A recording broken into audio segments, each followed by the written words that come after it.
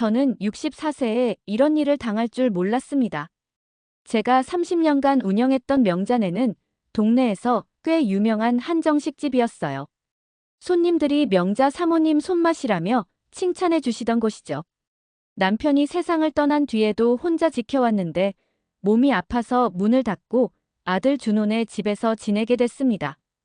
그런데 제 생일날이었어요. 준호와 며느리 서연이가 어머니, 오늘은 간단하게 해드릴게요라며 컵라면과 편의점 김밥을 상에 올렸습니다. 30년간 남의 생일상을 정성껏 차려드렸던 제가 제 생일에 컵라면을 받은 거죠. 요즘 바빠서 준비할 시간이 없었어요. 이해해주세요. 서연이의 말에 저는 그냥 웃으며 괜찮다고 했습니다. 그런데 사흘 뒤 서연이 인스타그램을 보고 말았어요. 서연이 부모님과 함께 찍은 미슐랭 레스토랑 사진이 올라와 있었습니다. 인당 15만 원짜리 코스 요리였어요. 캡션에는 부모님께는 최고만 드려야죠 해시태그 효도딸 해시태그 미슐랭 맛집이라고 적혀 있었습니다. 그 순간 가슴이 먹먹해졌어요. 같은 부모인데 왜 이렇게 다를까 싶었죠. 더 놀라운 건 그날 밤이었습니다. 준호가 저에게 어머니, 혹시 식당 인감도장은 어디에 두셨어요? 오래된 건물이니까 등기부등도 한번 확인해 봐야겠는데요 라고 물었거든요. 그때는 그냥 궁금해서 묻는 줄 알았습니다. 하지만 지금 생각해보니 그게 시작이었나 봐요. 제가 왜 이렇게 상처받았는지 말씀드리려면 제 과거를 얘기해야 할 것 같아요. 저는 23살에 시집와서 남편과 함께 작은 분식점부터 시작했습니다. 남편은 홀서빙을, 저는 주방을 맡았죠. 새벽 4시에 일어나 국물 우리고 밤 11시까지 설거지하며 30년을 살았어요. 그 건물은 저희가 10년간 월세 살면서 모은 돈으로 산 겁니다. 1층은 식당, 2층과 3층은 우리 집이었어요. 준호를 키우면서도 일손을 놓을 수 없어서 아이를 등에 업고 주방에서 일했던 기억이 생생합니다. 명자네 불고기는 정말 다르다. 명자 사모님이 직접 담근 김치가 최고야. 이런 소리 들으며 살아왔거든요. 그게 제 자존심이었어요.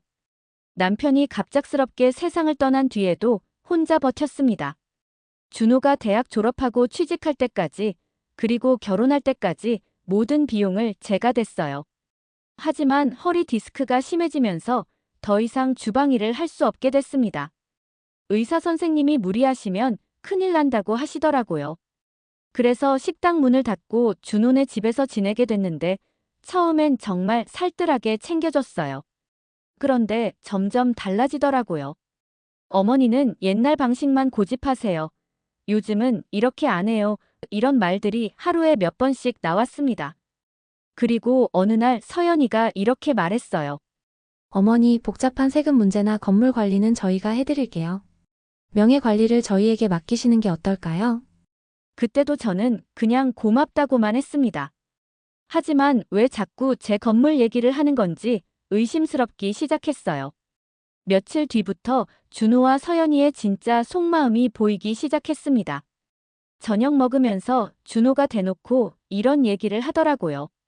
어머니 솔직히 그 건물 1층이 비어 있으니까 아깝잖아요. 담보로 돌려서 수익형 부동산으로 바꾸는 게 어떨까요? 요즘 카페나 프랜차이즈 매장 들어오면 월세만 300만 원은 받을 수 있는데. 서연이도 거들었습니다. 맞아요, 어머니. 그리고 서류들은 저희가 안전하게 보관해 드릴게요. 어머니 혼자서는 분실 위험도 있고 요즘 부동산 관련 서류들이 복잡하거든요. 저는 웃으며 넘겼지만 그날 밤 잠을 못 잤어요. 30년간 제가 지켜온 터전을 그냥 비어있는 공간이라고 부르다니. 그것도 제 아들이. 며칠 뒤엔 더 노골적이었습니다. 거실 탁자 위에 제 인감 도장 케이스가 놓여 있었는데 준호가 자꾸 만지작거리더라고요. 어머니 이런 중요한 건 우리가 금고에 보관해 드릴게요. 집에 두면 도난 위험도 있잖아요. 그 순간 등골이 서늘해졌어요. 아, 이 사람들이 진짜로 제 재산을 노리고 있구나 싶었거든요. 하지만 아직 확신이 서지 않았습니다. 설마 제가 30년간 키우고 뒷바라지한 아들이 그럴 리는 없겠지 싶었어요. 그런데 제가 목욕하러 간 사이 거실에서 들리는 대화를 우연히 들었습니다. 여보, 어머니가 서류 안 넘겨주시면 어떡하지? 괜찮아. 어머니께서 워낙 우리를 믿으시니까. 조금 더 기다려보자. 그래도 빨리 해야 해. 내가 투자하려는 사업건이 있는데 그 건물을 담보로 잡아야 자금 조달이 가능하거든. 그 말을 듣는 순간 다리에 힘이 풀렸어요. 제 아들이 제 건물로 장사를 하려고 한다니. 다음 날, 저는 시장에 있는 절친 순덕이네 차가게로 갔습니다. 마음이 너무 복잡해서 혼자서는 도저히 견딜 수 없었거든요. 순덕아, 나 진짜 모르겠다. 내가 너무 예민하게 생각하는 건가? 순덕이는 차를 따라주며 진지하게 말했습니다. 명자야, 요즘 자식들 때문에 재산 날리는 어른들 얼마나 많은데. 너도 조심해야 해. 그래도 준호가 설마. 설마가 사람 잡는다고 했잖아. 일단 증거부터 모아봐. 확실하게 알고 나서 판단하자. 순덕이는 예전에 부동산 중개업을 했던 경험이 있어서 이런 일에 밝았어요. 내 아는 사람이 전에 요식업 하다가 지금은 법무사 일 도와주는 영수 오빠 있거든. 한번 상담받아봐. 그래서 최영수 씨를 만나게 됐습니다. 67세의 점잖은 분이었는데 제 얘기를 듣더니 고개를 끄덕였어요. 명자 씨, 이런 일 정말 많아요. 일단 사실 확인이 먼저예요. 그 사람들 대화를 녹음해 보시고 등기부등본 변동 사항도 수시로 확인하세요. 그리고 만약을 위해 인감 분실 신고 준비도 해두시고요. 영수 씨가 작은 녹음기를 하나 빌려줬습니다. 이걸 거실 어딘가에 숨겨두세요. 요즘 녹음기들은 작아서 잘 안 보여요. 집에 돌아와서 저는 소파 쿠션 사이에 녹음기를 숨겨뒀습니다. 제 아들을 감시한다는 게 마음 아팠지만 확실히 알아야 했어요. 사흘 뒤 녹음된 파일을 들어봤습니다. 어머니 치매 오기 전에 빨리 정리해야겠어. 나중에 복잡해지면 안 되잖아. 서류만 넘겨받으면 운영권은 우리 거야. 어머니는 그냥 생활비만 드리면 되고. 그 순간 눈물이 왈칵 쏟아졌습니다. 정말이었어요. 제 아들이 진짜로 그러고 있었던 거예요. 녹음 파일을 들고 다시 영수 씨를 찾아갔습니다. 파일을 듣던 영수 씨가 한숨을 쉬더라고요. 역시 그렇군요. 명자 씨, 이제 대비를 해야 해요. 어떻게 해야 할까요? 건물을 요리 장학재단의 관리 신탁으로 맡기는 방법이 있어요. 명자 씨는 살아계시는 동안 계속 쓸 수 있고 돌아가신 후엔 재단 소유가 되어서 가난한 학생들 요리 교육비로 쓰이는 거죠. 영수 씨의 설명을 들으니 마음이 좀 놓였어요. 제가 살아있는 동안은 제 집이지만 아들이 함부로 처분할 수는 없게 되는 거니까요. 그런데 이런 일을 혼자서 준비하기엔 외로우실 텐데 순덕 씨와 함께 합동 프로그램을 만들어 보시는 건 어떨까요? 합동 프로그램이요? 네. 명자 씨는 요리 교육을, 순덕 씨는 전통차 교육을 하는 거예요. 두 분이 힘을 합쳐서 전통 음식 문화 교실을 만드는 거죠. 정말 좋은 아이디어였어요. 순덕이에게 얘기하니까 흔쾌히 찬성했습니다. 명자야, 우리 나이에 뭔가 새로운 일 한다는 게 설레지 않냐? 더 늦기 전에 하자. 며칠 뒤 저는 동네 아이들을 모아서 떡볶이 만들기 교실을 열어봤어요. 아이들이 할머니, 정말 맛있어요. 라고 하는 소리를 들으니 정말 오랜만에 마음이 뿌듯했습니다. 이 건물은 비어있는 공간이 아니라 누군가의 배움이 되어야겠다고 생각했어요. 제가 30년간 쌓아온 요리 실력을 다음 세대에게 전해주는 곳으로요.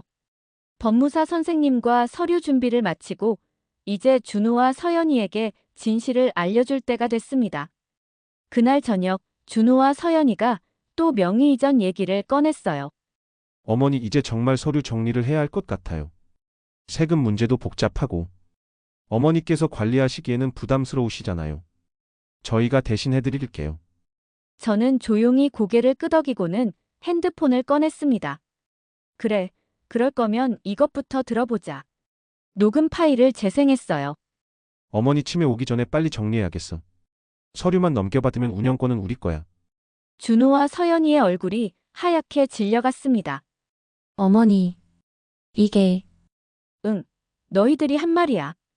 그리고 저는 미리 준비해둔 서류를 식탁 위에 내려놓았습니다. 관리 신탁 계약서야. 이 건물은 이제 요리 장학제의로 간다. 너희 손에는 한 평도 못 간다. 준호가 벌떡 일어나며 소리를 질렀어요. 어머니, 이게 뭐 하시는 짓이에요? 저희를 뭘로 보시는 거예요? 우리가 어머니를 속였다고 생각하세요? 서연이도 화를 내며 끼어들었습니다. 어머니 정말 너무하세요. 저희가 얼마나 어머니를 위해서. 위에서 저는 쓴웃음을 지었어요. 내 생일에 컵라면 주면서 내 건물을 비어있는 공간이라고 하면서 그때 서연이가 진짜 화를 냈어요. 그럼 저희 부모님은 뭐예요? 저희도 양쪽 부모 다 챙기기 힘들어요. 그래. 그러니까 안 챙기면 돼. 나는 너희 손 안 빌릴 테니까. 준호는 멘탈이 나갔는지 아무 말도 못했고 서연이는 분노와 당황 사이에서 말을 잇지 못했어요. 저는 조용히 말했습니다. 내일부터 너희 집 나갈 거야. 그리고 다시는 내 재산 얘기 꺼내지 마라. 그로부터 한 달 뒤 예상치 못한 일이 터졌습니다. 준호가 다니던 회사에서 부정회계 문제가 불거졌어요. 준호는 직접 관련은 없었지만 팀장으로서 책임을 지고 징계 해고를 당했습니다. 더 큰 문제는 서연이었어요. 서연이가 회사 법인카드를 개인 용도로 사용한 게 감사해서 발각됐거든요. 그 미슐랭 레스토랑 식사 비용도 포함되어 있었고요. 회사에서는 즉시 변상을 요구했고 서연이는 정직 처분을 받았습니다. 순덕이가 전해준 소식이었어요. 명자야, 준호네가 지금 난리 났다는데. 집값 떨어져서 팔기도 어렵고 당장 생활비도 문제래. 그때 서연이가 제게 전화를 했습니다. 어머니. 죄송해요. 정말. 죄송합니다. 목소리가 완전히 달라져 있었어요. 예전처럼 당당하지 않고 떨리고 있었거든요. 그동안 정말 잘못했어요. 어머니한테 너무 못됐어요. 며칠 뒤에는 준호도 찾아왔습니다. 엄마, 미안해요. 내가 정말 미쳤나 봐요. 아들이 눈물을 흘리는 걸 보니 마음이 아프더라고요. 하지만 쉽게 용서할 수는 없었어요. 그래. 미쳤었지. 30년간 너 키우느라 내가 얼마나 힘들었는데. 엄마 다시 기회 주세요. 정말 잘못했어요. 하지만 저는 단호했습니다. 각자 살자. 나는 내 방식대로, 너희는 너희 방식대로. 그리고 영수 씨, 순덕이와 함께 전통 음식 문화 전시회를 열었어요. 손으로 지은 삶이라는 제목으로 제가 30년간 쌓아온 요리 실력과 요리 도구들을 전시했습니다.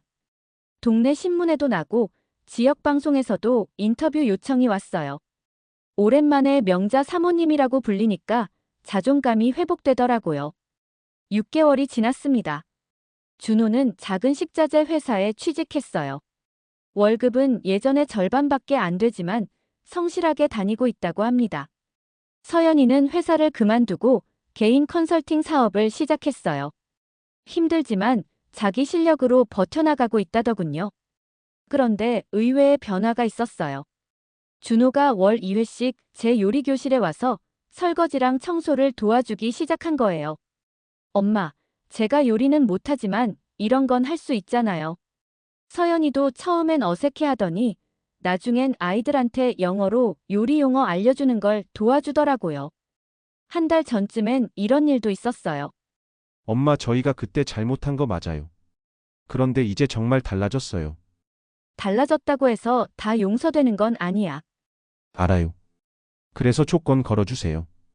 저희가 행동으로 증명할게요. 그래서 저는 3가지 조건을 내걸었습니다. 첫째, 내 재산 이야기 절대 금지.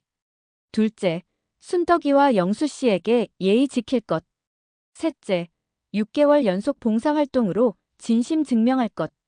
지금까지 5개월째 잘 지키고 있어요. 어제는 이런 일이 있었습니다.